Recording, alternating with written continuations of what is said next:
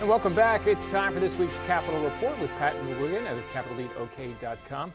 Pat, the attorney who has been asking for more time to study the background of the Glossip case sent out a long document to reporters this past week, and I know you've read that.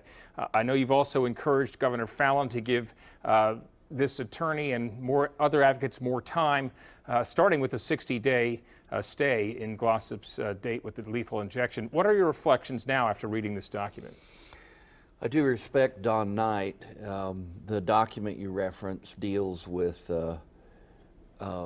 Glossip's conviction on the basis of Justin Sneed's testimony in a murder-for-hire case in 1987. What's interesting, deals are made all the time with witnesses. The concern that arises is that Sneed offered several different versions of how the killing had taken place and who was driving it and who did what when in the course of the two trials and in other things that are now have become available for examination. Now, I'm being kind of careful of the way I put it. Knight refers to 8 is enough. It's a play on words to say, you know, is 8 different versions of the story enough? I read it kind of maybe that there's 5 or 6 different versions, but there are nuances within some of those differences. And what this does is it leads me, when I look at Mary Fallin and I look at us in Oklahoma, you know, we want to be tough on crime.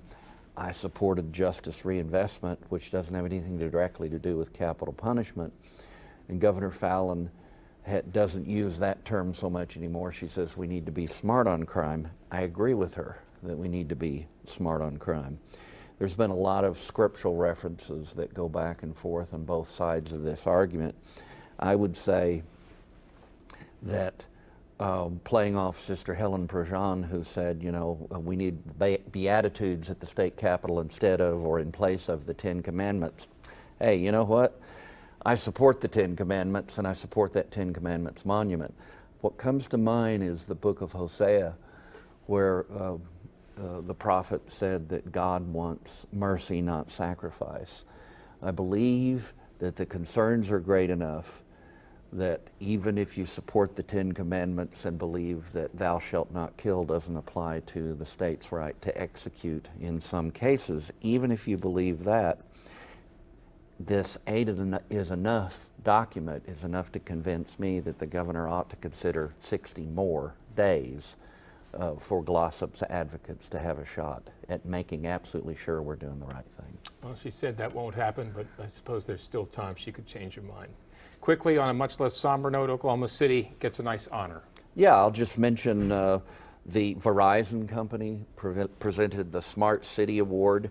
Kristi Crum, their regional vice president, presented it to Mayor Mick Cornett. And it's true, we have a contract with them as a city, but what they were recognizing is the use of mobile apps and other high-tech mechanisms to track city programs, the use of GPS and Wi-Fi on the city bus system.